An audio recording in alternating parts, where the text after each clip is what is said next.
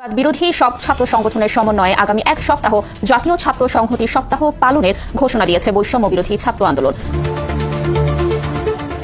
জুলাইয়ের বৈষম্য বিরোধী আন্দোলনে অবসান হয়েছে ১৫ বছরের স্বৈরশাসনের। নতুন করে শুরু হয়েছে বাংলাদেশের পথ চলা। আকাঙ্ক্ষা জেগেছে দেশের রাজনীতিতে তরুণদের অংশগ্রহণের। সেই আকাঙ্ক্ষা এবার বাস্তব রূপ পেতে চলেছে। জানুয়ারিতে আসছে ছাত্রদের নতুন রাজনৈতিক দল, যা হবে তারুণ্য নির্ভর, কাজ করবে গণ অভ্যুত্থানের চেতনায় জনগণের মৌলিক অধিকার প্রতিষ্ঠার লক্ষ্যে। তরুণ নেতৃত্ব, নতুন স্বপ্ন এবং গণ অভ্যুত্থানের চেতনায় গড়ে ওঠা এই রাজনৈতিক দলটি কিভাবে দেশের রাজনীতিতে নিজেদের অবস্থান জানান দেয়, সেটাই এখন দেখার অপেক্ষা।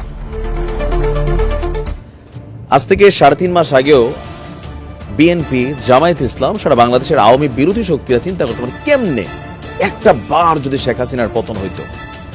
সামহাও আল্লাহ কবুল করছেন, যেমনি হোক হয়েছে, ফাইনাল কথা, তাই না? যখন হইল, পরের দিনই ঘোষণা চলে আসলো তারেক জিয়া সাহেবের দেশে আসবেন। বিএনপি বিশাল মিটিং দিয়ে ফেললো, সবার মধ্যে একটা অস্থিরতা। এইবার তো নির্বাচন মাত্র আর 4 দিন হয়ে যাবে। সময় গড়িয়ে ৩.৫ মাস। এখনো তারেক রহমান সাহেব তিনি ইউকেতেই বসবাস করছেন, দেশে যাচ্ছেন না। এখন তো শেখ হাসিনা নাই, কেন যাচ্ছেন না? দর্শক মন্ডলী, আসসালামু আলাইকুম ওয়া রাহমাতুল্লাহ। আশা করি সবাই ভালো এবং সুস্থ আছেন। স্বাগত জানাচ্ছি আমাদের আরেকটা নতুন ভিডিওতে। সুপ্রিয় দর্শক মন্ডলী, ভিডিও থাম্বনেল, টাইটেল ও ভিডিওর কিছু অংশ বিশেষ দেখে আপনারা ইতিমধ্যে বুঝতে পারছেন আজকের ভিডিওটি কতটা গুরুত্বপূর্ণ। সুপ্রিয় দর্শক মন্ডলী, ভিডিওর অংশ বিশেষগুলো দেখে আপনারা রীতিমতো অবাক হয়েছেন। সুপ্রিয় দর্শক, সেই অংশ বিশেষগুলোর বিস্তারিত আলোচনা দেখলে আপনারা আরো বেশি অবাক হতে বাধ্য হবেন। আসুন আমরা সেই সম্পূর্ণ বিস্তারিত আলোচনাটা দেখে আসি। সম্পূর্ণ বিস্তারিত আলোচনাটা দেখলে আপনারা বুঝতে পারবেন আজকের আলোচনার বিষয়বস্তু কি এবং আবার কোন দল ক্ষমতায় যাচ্ছে, বাংলাদেশে আবার রাজনীতির মোড়টি কোন দিকে ঘুরতে যাচ্ছে, এই বিষয় বিরোধী সব ছাত্র সংগঠনের সমন্বয়ে আগামী এক সপ্তাহ জাতীয় ছাত্র সংহতি সপ্তাহ পালনের ঘোষণা দিয়েছে বৈষম্য বিরোধী ছাত্র আন্দোলন। আওয়ামী ফ্যাসিবাদের পুনর্বাসন ঠেকাতে এবং শিক্ষা প্রতিষ্ঠানগুলোতে অস্থিরতা নিরসনে এই কর্মসূচি ঘোষণা দেওয়া হয়েছে। সোমবার রাতে রাজধানীর বাংলা মোটরে সব ছাত্র সংগঠনের সঙ্গে বৈঠক করে বৈষম্য বিরোধী ছাত্র আন্দোলন। বৈঠক শেষে কর্মসূচির ঘোষণা দেন বৈষম্য বিরোধী ছাত্র আন্দোলনের আহ্বায়ক হাসনাত আব্দুল্লাহ। তিনি জানান, আওয়ামী লীগ পুনর্বাসনের বিরুদ্ধে প্রত্যেকটি ছাত্র সংগঠন জিরো টলারেন্সে অবস্থান করবে। গত 3টি সংসদ নির্বাচনে যারা এমপি হয়েছেন তাদের সম্পদ বাজেয়াপ্ত করতে অন্তর্বর্তী সরকারকে উদ্যোগ নেওয়ার আহ্বান জানান হাসনাত আব্দুল্লাহ। আমরা সিদ্ধান্ত পৌঁছেছি আগামী এক সপ্তাহ আমরা জাতীয় ছাত্র সংহতি সপ্তাহ ঘোষণা করছি। আমরা এই জাতীয় ছাত্র সংহতি এই সপ্তাহে আমরা যারা ফেসিবাদ বিরোধী যে রাজনৈতিক দলগুলো ছিল, ছাত্র সংগঠনগুলো ছিল, তারা বিভিন্ন প্রতিষ্ঠানে যাবে এবং সেই প্রতিষ্ঠানে তারা ওই একতা এবং সংহতির যে বার্তাটি সেটি পৌঁছে দিবে এবং আওয়ামী পুনর্বাসন, ছাত্রলীগ পুনর্বাসন বা আওয়ামী ফেসিবাদ শক্তির পুনর্বাসনের জন্য আমাদের যে ঐক্যবদ্ধ থাকার কোনো বিকল্প নেই, সেই বার্তাটি পৌঁছানোর জন্য আগামী এক সপ্তাহ এবং প্রাতিষ্ঠানিক মেলবন্ধন আমাদের সুদৃঢ় করার জন্য আমাদের এই কর্মসূচিটি ঘোষণা করা হয়েছে। জুলাইয়ের বৈষম্য বিরোধী আন্দোলনে অবসান হয়েছে ১৫ বছরের স্বৈরশাসনের। নতুন করে শুরু হয়েছে বাংলাদেশের পথ চলা। আকাঙ্ক্ষা জেগেছে দেশের রাজনীতিতে তরুণদের অংশগ্রহণের। সেই আকাঙ্ক্ষা এবার বাস্তব রূপ পেতে চলেছে। জানুয়ারিতে আসছে ছাত্রদের নতুন রাজনৈতিক দল, যা হবে তারুণ্য নির্ভর, কাজ করবে গণ অভ্যুত্থানের চেতনায় জনগণের মৌলিক অধিকার প্রতিষ্ঠার লক্ষ্যে।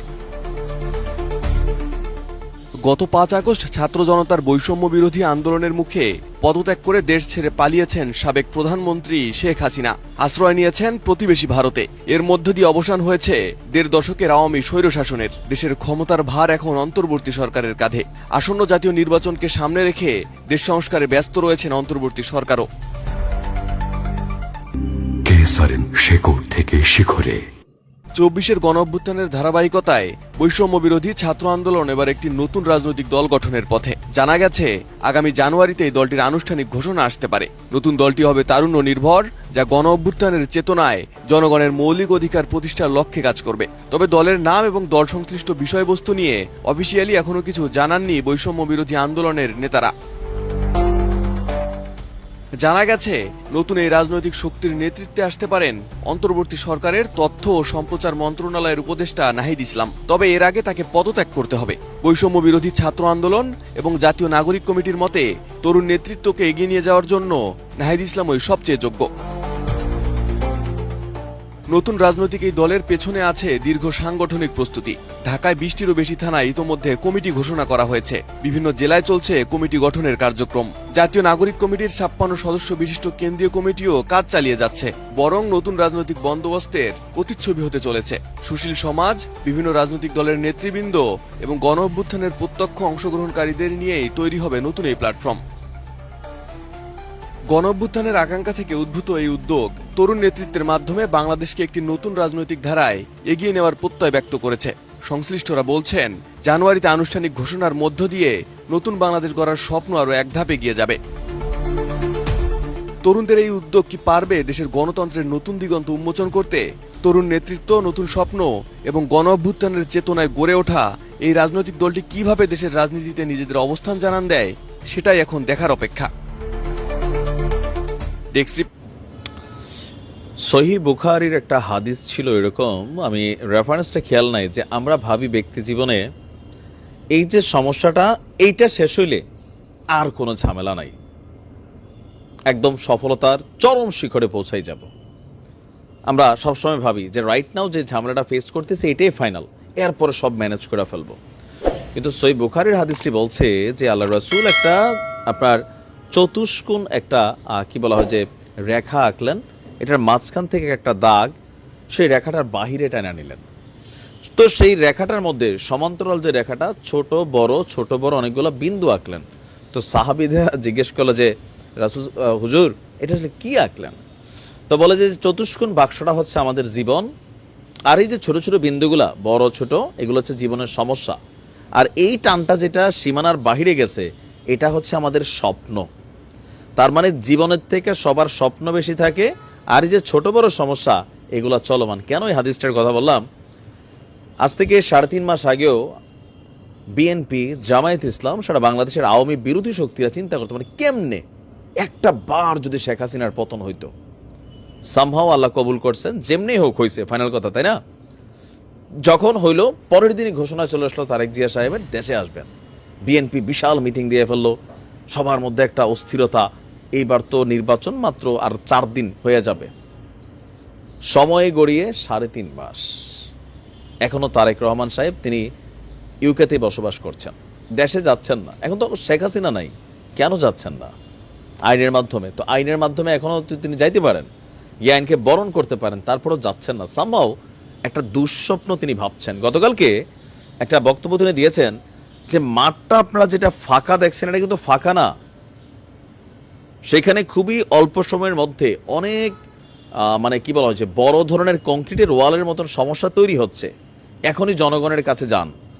বিএনপি কিন্তু গেছে, তারেক রহমান সাহেব হয়তো জানে না, গেছে না, সিএনজি ওয়ালার কাছে গেছে না, জিবি দাও, গেছে, কিন্তু অনেক জায়গায় পৌঁছে গেছে, মাশাআল্লাহ, কাজ আগায় নিতেছে। কিন্তু এই ওয়েতে যে কাজটা করতেছে এটা যে নিজেদের জন্য বিপদ, তারেক রহমান সাহেব আবার বোঝানোর চেষ্টা করছেন।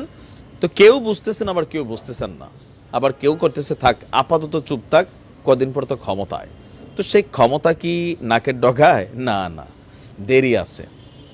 ব্রিগেডিয়ার জেনারেল শাখাওয়াত তিনি গতকালকে এর আগেও আপনার 3য় মাত্রায় বলছিলেন যে 2026-এর মাঝামাঝি অথবা শেষ পর্যায়ে ইলেকশন হবে। সেনাপ্রধান একটা বক্তব্য দিয়েছিলেন, আসিফ নজরুল একটা বক্তব্য দিয়েছিলেন। কালকে প্রধান উপদেষ্টার যিনি প্রেস সচিব আছেন তিনি বলছেন, দেখেন আমরা যারা বক্তব্য দিই এগুলো ব্যক্তিগত, নির্বাচন কবে সেটা প্রধান উপদেষ্টার মুখ থেকে জানা যাবে। এখন সেটা কবে? তারেক জিয়ার একটা দুঃস্বপ্ন ছিল যে এই সরকার লং টাইম স্টে করবে। এবার এই সরকার যতদিন স্টে করবে বিএনপি ততটা অজনপ্রিয় দলে পরিণত হবে। এটা কিন্তু বাস্তব ভাই। আপনার এলাকাতে লোকাল থানাটাও কিন্তু একটা পর্যায়ে বিএনপি এখন কন্ট্রোল করছে, যদিও ক্ষমতায় আসে নাই। থানার পুলিশ ভাইবানিছে বিএনপি তো ক্ষমতায় আসবে। এখন নির্বাচন ইস্যুতে কালকে উপদেষ্টা নাহিদের বক্তব্য শুনছেন, সংস্কারের আগে কোনোভাবেই নির্বাচন হবে না। আবার এই সংস্কার কতদিন, সেটার রূপরেখা কি, এই সম্পর্কে এটা চলমান থাকবে। কিন্তু তারেক রহমান সাহেব ভয় পাচ্ছেন যে 1 বছরের মধ্যে নির্বাচন চান। একটা জরিপ কিন্তু চালাইছিল একটা গণমাধ্যম, ভয়েস বাংলা মনে না, ভয়েস অফ আমেরিকা। তো সেখানে দেখা গেছে 1 বছরের মধ্যে নির্বাচন চান 61% জনগণ। এই রিপোর্টে যখন একটু খুশি, এরপরে আরেকটা রিপোর্ট আসছে, সংস্কার শেষে নির্বাচন চান 65.9%। তার মানে সরকারের পক্ষে বা ডক্টর ইউনূস সাহেবের এই সংস্কারের পক্ষে একটা বড় অংশ। তবে এই জরিপটা কতজন মানুষের মধ্যে কথা হলো, মানে করা হলো, কোন মতাদর্শের মানুষের মধ্যে করা হলো, এটা কিন্তু এখানে পুনঃপুঙ্খ আপনার বোঝার সুযোগ নেই। একটা বিশাল কমিউনিটি বাংলাদেশের মানুষ। তো এই মুহূর্তে তারেক রহমানের যে নির্বাচনমুখী যাত্রা, বিএনপির যে নির্বাচনমুখী যাত্রা, জামাতেরও যে নির্বাচনমুখী যাত্রা, সমন্বয়ক বৈষম্য বিরোধী ছাত্র আন্দোলনের যাত্রাটা কিন্তু অন্যদিকে। তারা প্রতিবার বলছে, এই কারণে আপনারা 1.5 যুগ আওয়ামী লীগের হাতে ধরা খাইছেন, কারণ আপনারা তাড়াহুড়া করেন বা বিভিন্ন ব্যর্থতার কথা সমন্বয়করা বলছে। গতকালকে রাজধানীর বাংলা মোটরে বৈষম্য বিরোধী ছাত্র আন্দোলনের কেন্দ্রীয় কার্যালয়ে একটা সভা হয়েছে। তো সবার আলোচনার বিষয়টা কি ছিল? এই বৈষম্য বিরোধী সংগঠনের ভবিষ্যৎ রূপরেখা কেমন হবে, কোনো প্রতিবন্ধকতা এলে সেটি মোকাবেলায় করণীয় কি, সেটিও আপনার আলোচনায় এসেছে। মূলত আপনার সংগঠনের নিয়মকানুন কেমন হবে তা নিয়েও আলোচনা চলছে। হাসনাত আব্দুল্লাহ বলছেন, এটি আমাদের আভ্যন্তরীণ সভা ছিল, এটা ছিল পরিচিতিমূলক, একেবারে প্রাথমিক কিছু এখানে কথা হয়েছে। তো আপনার বলা হচ্ছে যে নির্বাহী কমিটির সদস্যদের কী কী নিয়মকানুন অনুসরণ করতে হবে, এটা আপনার প্রসিডিং আছে। কেউ অভিযোগ জানাতে চাইলে কিভাবে জানাবে, এ নিয়েও আলোচনা হয়েছে। শৃঙ্খলার কথাটাও এখানে আলোচনায় উঠেছে। জাতীয় রাজনীতির কোনো বিষয় আপাতত আলোচনা হয়নি, তবে আপনার সামনে আসবে বোঝাই যাচ্ছে। বিএনপির জন্য সামনে সবচেয়ে বড় বাধা হবে এই সমন্বয়ক গ্রুপ বা জাতীয় নাগরিক কমিটি যেটা আসবে, তারা রাজনৈতিক শক্তিরা যেই নামে আসুক। তারেক রহমানের যে দুঃস্বপ্ন, এটা কিন্তু আস্তে আস্তে বাস্তবায়নের পথে। সম্ভবত এই সরকার কাছাকাছি 4 বছরও থাকতে পারেন, এর আগেও থাকতে পারেন, যাইতে পারেন। তবে এই অবস্থা চললে বিএনপির জন্য খুবই খারাপ পরিণতি তৈরি হবে। নির্বাচনের আগেই আরেকটা পরিস্থিতি তৈরি হয়ে যাবে। যারা বিএনপির নেতাকর্মীরা আছেন, এগুলো একটু বুঝা শুনা চলেন। ওই বাজারে, গ্রামে, এই বাজারে ইজারার টাকা, বালু স্ট্যান্ডের টাকা, সিএনজি স্ট্যান্ডের টাকা, এগুলাতে একটু দৃষ্টি কম দেন। অমুক দোকানে 500 100, তাই না? যেই জায়গাত মেল আছে, মানে সামান্য 2টা কথার পুরো আসর বসাই ফেলেন, এগুলা ভালো না। মানুষ এগুলো অপছন্দ করছে দেখে আওয়ামী লীগের যখন পতন হয়েছে মানুষ পক্ষে দাঁড়ায় নাই। 16-18 বছর আগে এই চরিত্র আপনাদেরও ছিল, এখন এটাকে পরিবর্তন করেন। 16 বছরে তারেক রহমান বদলে গেছে, রিজভী সাহেবরা বদলাইছে, সুন্দর সুন্দর কথা বলে যে একটা নিরীহ আওয়ামী লীগের নেতাকে যদি কেউ গ্রেপ্তার করে, রিজভী সাহেব বলছেন আমি এটার প্রতিবাদ জানাই, নিরীহ মানুষ যেন এরকম ঝামেলার শিকার না হয়। কথা দেখছেন এই রিজভী সাহেবের কথা, এতটা পরিবর্তন হয়েছে তারা বলছে, কিন্তু লোয়ার লেভেলে যারা আছে তারা সম্ভবত বোঝে না। দেখা যাক এই বৈষম্য বিরোধী আন্দোলনের প্রেক্ষাপট কোন দিকে যায়, বিএনপির প্রেক্ষাপট কোন দিকে যায়, আর শেখ হাসিনা মাঝে মাঝে নাড়াচাড়া দিয়া কি করে। সুপ্রিয় দর্শক মণ্ডলী, এতক্ষণ পর্যন্ত যারা ধৈর্য ধরে সম্পূর্ণ ভিডিওটি দেখেছেন, তো আপনাদের অসংখ্য অসংখ্য ধন্যবাদ। সুপ্রিয় দর্শক মণ্ডলী, আমাদের চ্যানেল নতুন হয়ে থাকলে চ্যানেলটি সাবস্ক্রাইব করে, লাইক করে, শেয়ার করে সাথে থাকুন এরকম নতুন নতুন ভিডিও পেতে। সুপ্রিয় দর্শক, ভালো থাকুন, সুস্থ থাকুন, দেখা হচ্ছে পরবর্তী ভিডিওতে। আসসালামু আলাইকুম।